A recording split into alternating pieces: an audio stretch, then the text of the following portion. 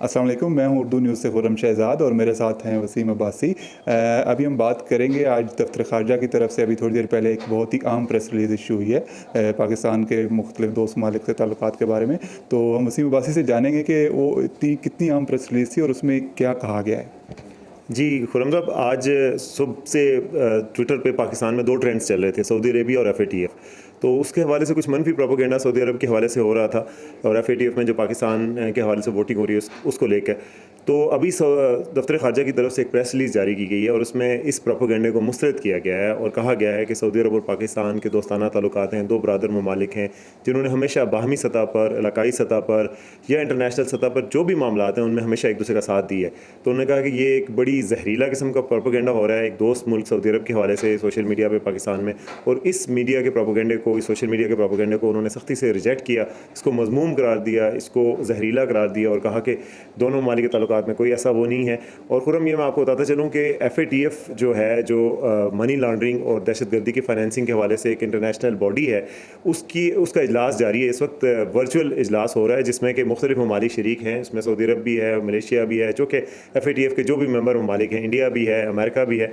वो तमाम ममालिक जो है वो इस वक्त पाकिस्तान की जो प्रोग्रेस है, जो एक्शन प्लान दिया था FATF ने, आप मनी लॉन्ड्रिंग पे काबू पाएँ, आप टेरर फाइनेंसिंग पे पाकिस्तान में काबू पाएँ, उस हवाले से इकदाम कर रहे थे पाकिस्तान को। उन इकदाम पर प्रोग्रेस का जायज़ा ले रहा है। तो इजलास ने पाकिस्तान के मामले को तो आज टेकअप भी नहीं किया, वो मामला कल टेकअप होना है और कल ही इस बारे में कोई अनाउंसमेंट भी आएगी कि पाकिस्तान क्या ग्रे लिस्ट में रहेगा या कि पाकिस्तान ग्रे लिस्ट से भी बाहर आ जाएगा। तो इस हवाले से पाकिस्तानी हुकूमत तो बड़ी पुरुमीद है। उससे वज़ीर ख़ारजा शाह महमूद कुरैशी साहब ने इससे पहले FATF के जो दोस्त ममालिक हैं पाकिस्तान के, सऊदी अरब भी है, तुर्की भी है, मलेशिया भी है, उनसे रब्ता भी किया था और उनसे इस हवाले से बातचीत भी की थी और मदद भी मांगी थी। अच्छा वसीम, पाकिस्तान और सऊदी अरब तो न सिर्फ बहुत करीबी दोस्त हैं बल्कि वो बहुत बरादराना ताल्लुकात हैं एक दूसरे के साथ, और उनकी दोस्ती और भाईचारा बड़े अरसे से है और वो बहुत पायदार है, वो टूट नहीं सकता। तो ऐसी गलतफहमी और अफवाहें क्यों पैदा हुई?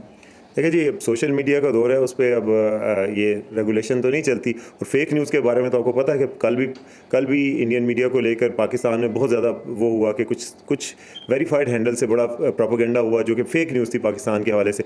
तो फेक न्यूज़ पे तो ट्विटर के अभी भी बहुत सारा काम होना बाकी है। कुछ ट्वीट्स को वो ब्लॉक कर देते हैं, कुछ बंद करते हैं, लेकिन अभी भी चलती रहती हैं।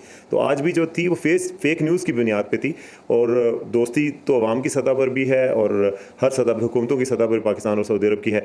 लेकिन ये ट्विटर पे और सोशल मीडिया पे इतनी रेगुलेशन नहीं होती, इसलिए हर कोई अपनी मर्ज़ी की राय भी दे देता है और अपनी मर्ज़ी की खबर भी दे देता है, फैक्ट्स भी अपनी मर्ज़ी के देते हैं। तो ये वजह थी, इसी वजह से शायद पाकिस्तान के दफ्तर ख़ारजा ने सामने आकर वजाहत की कि हम दोनों मुल्क के ताल्लुकात में कोई फ़र्क नहीं आया और दोनों मालिक एक ब्रदरली ताल्लुकात को एंजॉय कर रहे हैं और हर फोरम पर एक दूसरे के साथ हैं। तो आपके ख्याल में इस वजाहत के बाद जो मनफी प्रोपेगेंडे का असर था वो ज़ाहिर हो जाएगा?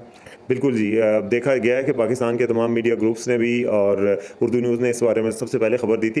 तो ये वाज़ेह हो गया है, लोगों तक पहुंच गई ये बात कि ऐसी कोई बात नहीं है और ये प्रोपेगेंडा बिल्कुल बेबुनियाद था और हुकूमत पाकिस्तान की वजाहत के बाद इसको अब ख़त्म हो जाना चाहिए। बहुत शुक्रिया वसीम अब्बासी। देखते रहिए उर्दू न्यूज़, मज़ीद ख़बरों और अपडेट्स के लिए।